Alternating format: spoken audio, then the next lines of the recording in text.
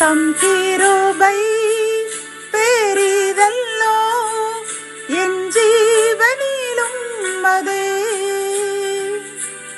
இம்மட்டும் காத்ததுவே இன்னும் தேவை கிருபை தாருமே இன்னும் தேவை கிருபை தாருமே. ஆண்டவரும் உலக இரட்சகருமாகிய இயேசு கிறிஸ்துவின் ஈடு இணையற்ற நாமத்தில் சேனைகளின் கர்த்தர் ஊழியத்தின் மூலம் 25/11/2025 இந்த நாள் உங்களுக்கும் உங்கள் சந்ததிகளுக்கும் சமாதானத்தின் நாளாக அமையட்டும் என்று மனதார வாழ்த்துகின்றேன். இன்று நாம் அறியவிருக்கும் கிருபையின் வார்த்தைகள் உபாகமம் 31 அதிகாரம் 6 வசனம். நீங்கள் பலங்கொண்டு திடமனதாயிருங்கள். கத்தோலிக்க வேதாகமம் இவ்வாறு கூறுகின்றது. வலிமை பெறு, துணிவுகள், அஞ்சாதே என்கின்றது. இந்த செய்தியை கேட்டுக்கொண்டிருக்கின்ற அன்பு சகோதரனை சகோதரியே, நீங்கள் எதை கண்டாலும் பயப்படுகிறீர்கள்.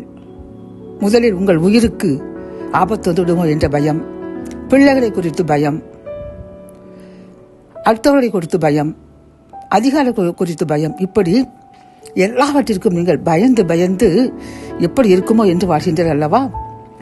கர்த்தர் கூறுகின்றார், நீ பயப்படாதே, பலம் கொண்டு திடமனதாயிரு என்று இன்று உங்களை பார்த்து கூறுகின்றார். பிரியமானவர்களே, வெளிப்படுத்தும் விசேஷத்தில் பயப்படுகிறவர்கள் பரலோகத்திற்கு செல்ல முடியாது என்று இயேசு தெளிவாக கூறுகின்றார்.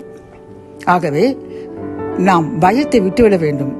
கர்த்தர் நம்முடன் இருக்கும் பொழுது, அவர் சேனைகளின் கர்த்தராக ஒரு சேனையே நம்முடன் இருக்கும் பொழுது நாம் ஏன் எதிர்களுக்கு பயப்பட வேண்டும்? யோசித்து பாருங்கள். ஆகவே இன்றிலிருந்து கடவுளை நம் முன்வைத்து அவர் நம் வலது பக்கத்தில் அமர்ந்திருக்கிறார் என்று விசுவாசித்து திடமனதாயிருங்கள். எதற்கும் அஞ்சாதீர்கள். கர்த்தர் நம்மை சூழ்ந்து சேனைகளோடு இருக்கின்றார் என்று விசுவாசத்தில் அனுதினமும் காலையில் எழுந்து நன்றி கூறுங்கள். இரவு படுக்கை சொல்லும் போதும் நன்றி கூறுங்கள். அவர் எப்பொழுதும் நம்முடன் சேனைகளுடன் சேர்ந்து இருந்து நமக்கு வலிமை தந்து துணிவு தந்து நம்மையும் நம் சந்ததிகளையும் ஆசீர்வதிப்பார், பாதுகாப்பார்.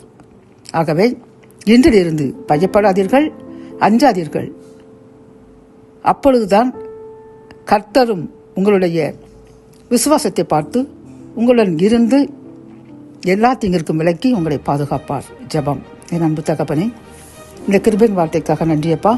இந்த செய்தியை கேட்டுக்கொண்டிருக்கிற நாங்கள் எதற்கு எடுத்தாலும் பயம், உயிருக்கும் பிள்ளைகளை குறித்தும் எங்களை விட பெரியவர்களை பார்த்து இப்படி மிகவும் பயந்து பயந்து வாழ்ந்து கொண்டிருக்கின்ற எங்களுக்கு நீர் கூறின கிருபையின் வார்த்தைக்காக நன்றியப்பா. நீர் சேனைகளுடன் எங்களுடன் இருக்கிறீர் என்று கூறின இந்த கிருபையின் வார்த்தைக்கு கோடி நன்றியப்பா. இனி நாங்கள் பயப்பட மாட்டோம்.